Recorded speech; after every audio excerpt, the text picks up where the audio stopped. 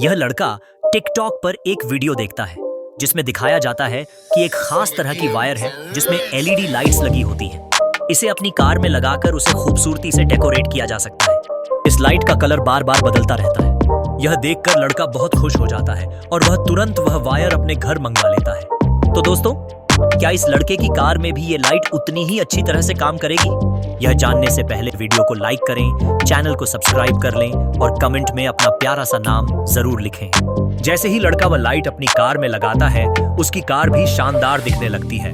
Light बहुत अच्छी तरह से जलने लगती है। यह देखकर लड़का बहुत खुश हो जाता है और नाचने लगता है।